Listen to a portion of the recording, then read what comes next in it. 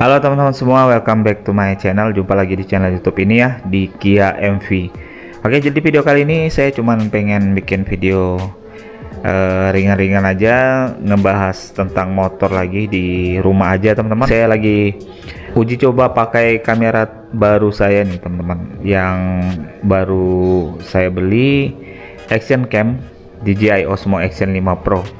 Bagaimana untuk kualitas dari videonya saat pemakaian di dalam rumah seperti ini ya teman-teman, untuk low light tipis-tipisnya kayak gini kan, apakah dia hasil videonya itu sudah bisa menyamakan dengan kualitas dari video handphone ya. Karena biasanya kalau saya di dalam rumah tuh saya pakai videonya, pakai kameranya itu di handphone aja teman-teman, soalnya handphone tuh lebih jernih ya biasanya teman-teman. Kali ini saya pakai DJI Osmo Action 5 Pro saya yang baru teman-teman ya. Seperti apa untuk hasil videonya, ini saya pakai untuk pengaturan di 1080 60 fps. Untuk lensanya yang standar aja teman-teman, tanpa ultra wide ya. Ultra wide tuh nanti lensanya itu bisa jadi cembung gitu. Biasanya dipakai untuk motovlog aja teman-teman. Kalau di dalam rumah atau vlog harian aja di ya santai-santai aja di rumah, kita pakai yang standar aja, biar nggak ada cembung-cembung ya untuk hasil videonya. Jadi ini dia untuk hasil video DJI Osmo Action 5 Pro. Untuk mikrofonnya saya pakai mikrofon bawaan dari kamera internalnya aja. Jadi seperti apa untuk hasil suara dan videonya, apakah suaranya bagus tanpa memakai mikrofon tambahan. Nah, ini langsung hasil dari kameranya teman-teman, dan videonya juga. Oke, jadi ini dia untuk motor saya teman-teman, yang biasanya teman-teman lihat kalau misalnya saya motovlog ya. Ini sebenarnya belum ada nama yang pasti banget ya. Biasanya ini saya ngasih nama sih baru sementara nih teman-teman. Jadi kalau misalnya ada teman-teman yang pengen kasih nama juga motor ini, tulis aja di kolom komentar teman-teman. Siapa tahu nanti ada yang menurut saya tuh bagus ya, kita kasih namanya ke motor ini teman-teman ya. Ya, jadi ini dia motornya yang biasa saya pakai untuk motovlog. Biasa kan kalau view dari motornya, kalau kita bawa motornya kan begini doang nih viewnya teman-teman, dari kokpitnya gitu, untuk view dari pemandangan di jalannya ya. Nah, sekarang kita lihat yang memang aslinya kayak gini teman-teman. Jadi ini tuh motor merek dari Kawasaki Ninja 250 Fi ya teman-teman ya. Jadi kalau sebenarnya kalau motor-motor yang sejenis gini tuh, brand Ninja ini sangat diingat orang banget ya. Kadang-kala ya, motor yang lain juga, mau dia merek Yamaha, mau dia merek Honda juga, yang diingat orang paling Ninja gitu ya teman-teman. Karena memang merek dari Ninja ini sudah lama banget ya. Jadi itu aja yang orang ingat-ingat teman-teman ya. Jadi ini Kawasaki Ninja 250 Fi. Ini yang varian tertinggi dari keluaran tahunnya ya teman-teman. Ini adalah Kawasaki Ninja 250 Fi LTD teman-teman, atau limited edition. Ini yang sudah paling varian tertinggi, yang sudah ABS ya teman-teman. Sudah saya bahas juga di video sebelumnya. Jadi ini untuk menambahkan aja, soalnya kemarin ada yang kelupaan saya bahas ya, yang LTD nya teman-teman ya. Sampai ada yang komen di kolom komentar itu LTD bang gitu. Saya lupa untuk ngasih tahu, LTD nya itu limited edition itu karena dia itu memang yang varian tertinggi. Terus untuk liverynya itu dia memang spesial ya. Kadang ada orang juga bilang ini tuh SE ya, special edition teman-teman, karena dia biasanya Ninja itu setiap mengeluarkan apa gitu ya, mengeluarkan unit barunya gitu, ada varian-varian yang misalnya special edition gitu tuh ya teman-teman. Nah, seperti ini kan limited edition, terus dia juga sudah SE special edition, jadi lengkap banget nih motor teman-teman. Special editionnya itu dilihat dari mana bang? Dari ininya teman, dari coraknya ini, dari strippingnya ini yang menandakan dia itu special edition, varian tertinggi, dia sudah ABS, terus di bannya itu ada listnya ya teman-teman. Nah gitu, nih gini ya teman-teman. Jadi ABS-nya ini sudah depan belakang ya teman-teman, depan belakang ini. Biasanya kalau yang varian tertingginya yang ABS itu dia sudah paling lengkapnya ya di motornya gitu teman-teman. Jadi dia sudah ada bawaan-bawaannya, misalnya kayak gini dapat sudah ya teman-teman. Ini untuk frame slidernya, atau kalau nggak salah ya frame slidernya untuk melindungi bodinya teman-teman ya. Nih dia ada pelindung body, terus ada pelindung bagian depan juga gini, dan di belakang juga ada teman-teman nih. Ini jadi dia untuk melindungi ya, kalau dia rebah gitu sudah ada pelindungnya gitu. Kemudian apalagi yang beda dengan yang varian tertingginya ya,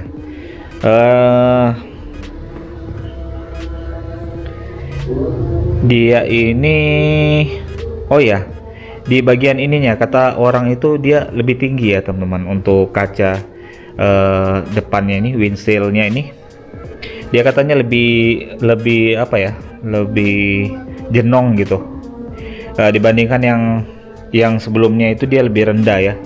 Makanya kalau kita bawa begini ya di motor gitu, kelihatannya itu kayak gini ya teman-teman, kayak tinggi gitu. Biasanya yang lebih sebelumnya itu dia rendah ya. Ini bukan untuk yang varian tertinggi aja sih, untuk keluaran tahun ini ya, karena dia ini yang keluaran tahun 2017 yang akhir ya. Jadi yang varian Kawasaki Ninja Old itu ini yang varian terakhirnya teman-teman, di 2017 rakitan terakhirnya sebelum dia ganti ke varian yang terbaru atau yang sudah faceliftnya ya. Faceliftnya dia ganti ke Kawasaki Ninja New ya, New yang KRT itu ya, kalau nggak salah KRT ya, di 2018. Ini 2017 nya, jadi sebelum yang pergantian itu, ini dia yang paling terakhir ya teman-teman. Jadi ya kalau untuk tahunnya itu belum terlalu tua-tua banget ya, 2026 2017, apalagi ini rakitannya 2017, cuman dibeli ownernya yang pertama ya. Saya kan boleh dibilang tangan keduanya gitu. Ownernya yang pertama itu dia belinya di 2019 teman-teman. Berarti untuk tahunnya ya kurang lebih 7 tahunan ya, 6-7 tahun gitu untuk motornya. Jadi dia memang masih halus banget, untuk mesinnya juga halus. Terus dia punya yang lain-lainnya juga belum ada yang kendala ya. Saya pakai ini sudah lumayan juga teman-teman, bahkan sudah nyobain jarak jauh juga, touring sendirian kemarin teman-teman. Ada videonya teman-teman, dari Samarinda ke Balikpapan itu enak banget untuk bawanya juga, nggak terlalu pegel karena ini di bagian stangnya ini sudah upper yoke ya teman-teman. Di ininya biasanya kan stang motorsport itu dia di bawah ini katanya ya, di bawah segitiganya ini, tapi ini dia di atas segitiga teman-teman. Jadi dia nggak terlalu nunduk lah ya kalau kita bawa gitu teman-teman, masih agak enak lah. Walaupun ya yang namanya motorsport dia bakalan tetap nunduk ya, setegak-tegaknya juga dia bakalan nunduk teman-teman. Nggak sepenuhnya kita itu enak tegak gitu ya bawanya, nggak kayak motor-motor Matic ya teman-teman, karena dia tetap punya tangki ya teman-teman, tangki yang harus ada jarak dengan ridernya gitu untuk bawanya gitu. Jadi tetap harus tunduk ya teman-teman. Terus bagaimana dengan pemakaian harian? Kalau pemakaian harian menurut saya motor ini tuh masih enak teman-teman, masih ringan, karena ini kan masih terbilang motorsport fairing biasa teman-teman, belum dibilang moge ya teman-teman. Kalau moge itu dia yang cc-nya sudah di atas 600 cc ya. Minimal 600 cc katanya sudah moge ya teman-teman. Kalau ini belum termasuk moge, di 250 cc doang. Jadi ya untuk bobotnya sendiri ya, walaupun dia sudah berat, memang sih terasa kalau di lampu merah ya, lampu merah gitu, itu agak berat ya teman-teman, dibandingkan motor yang biasa gitu. Kalau mau dibandingkan dengan motor biasa ini memang berat teman-teman, tapi kalau mau dibandingkan dengan moge ya jelas ini lebih ringan dari moge teman-teman. Namanya juga mesinnya kan nggak terlalu besar kayak moge ya. Kalau moge kan sudah di cc gede, terus silindernya juga 4 silinderan gitu teman-teman. Kalau ini kan 2 silinder ya teman-teman. Nah jadi gitu ya teman-teman untuk motor ini yang saya pakai harian untuk motovlog. Bukan di harian juga sih teman-teman, karena saya juga kan tidak selalu motoran motovlog ya teman-teman. Kalau pas lagi off aja saya pakai teman-teman. Kalau pakai kerja justru saya makainya yang sana teman-teman, itu motor matic ya. Karena lebih enak aja sih kalau dibawa ke kantor gitu, misalnya pergi kerja gitu, nggak rasa sayang gitu. Kalau ini kita bawa itu parkir itu sayang gitu teman-teman. Misalnya kalau kita parkir di panas gitu kan sayang gitu teman-teman. Jadi kalau untuk pakai pergi kerja ya ini kita nggak pakai teman-teman, ini parkir di rumah aja. Kalau mau motor vlog baru kita pakai teman-teman. Ya gitu ya teman. Terus yang pengen saya tambahkan juga nih teman-teman, memang ada kendala nih di hari-hari ini tuh, untuk motoran itu kayaknya mikir-mikir sekarang ya teman-teman. Soalnya updatean terbaru nih ya di 2026 ini per tanggal berapa nih ya teman, tanggal 24 April ya 2026 itu ada update ya teman-teman untuk harga BBM, khususnya yang non subsidi di Pertamax teman-teman, apalagi Pertamax Turbo. Pertamax Turbo sekarang sudah harganya di sekitaran 19.000 kah, 18 ribuan up gitu teman-teman. Itu mahal banget teman-teman, apalagi Pertamax yang biasa pun dia sudah ada kenaikan dikit ya. Di tempat saya itu ada kenaikan 800 kayaknya, 800 rupiah. Cuman tuh lumayan teman-teman. Kalau di kaliin kalau misalnya kita ambil banyak kan, misalnya ambil 5 liter itu kan sudah lumayan. Anggaplah sudah kayak 1 liter gitu yang yang kerugian kita kalau seperti biasanya gitu ya teman-teman. Nah itu juga ya teman-teman, semoga ke depan tuh BBM-nya itu kembali normal lagi, bisa turun lagi lah kalau bisa ya teman-teman untuk harga Pertamax, karena kita ini belinya yang Pertamax ya minimal itu yang RON 92 teman-teman Pertamax. Kalau untuk Pertalite sebenarnya dia bisa ngisi Pertalite teman-teman, cuman saya nggak mau ya pakai Pertalite karena nggak baik untuk kesehatan mesinnya teman-teman. Ini kan sudah dianjurkan dia minimal RON 92 teman-teman ya untuk minyak BBM-nya. Jadi yang paling enak ya, paling kompatibel buat motor ini minimal ya Pertamax yang RON 92 teman-teman. Kalaupun kita nggak bisa ambil sekarang yang Pertamax Turbo ya karena kemahalan sekarang teman-teman.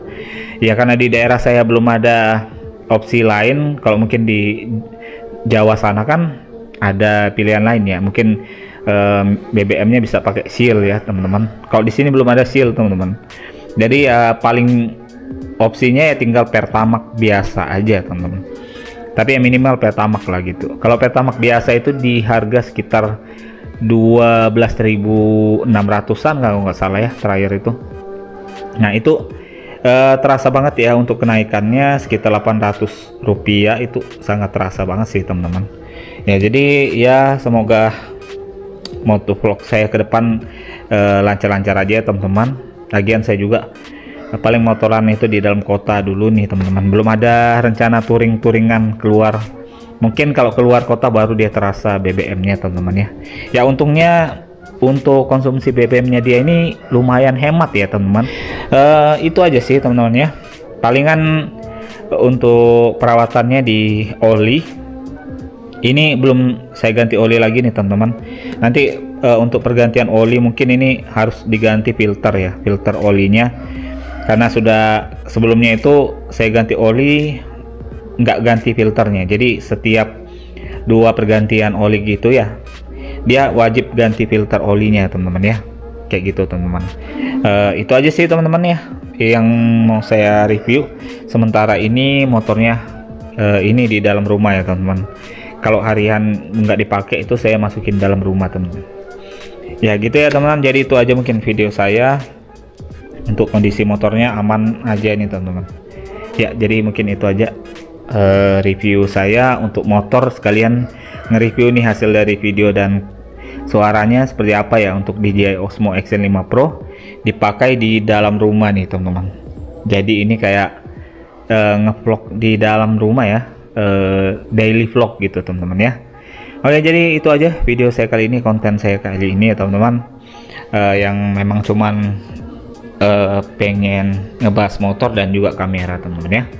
Jadi sampai ketemu lagi ya di next video. Mungkin sore ini saya pengen motoran, kalau nggak hujan, kalau cuacanya mendukung ya saya motoran teman-teman, dan ada videonya nanti teman-teman. Oke, sekian aja dulu video saya kali ini, sampai ketemu di vlog saya berikutnya. Bye bye.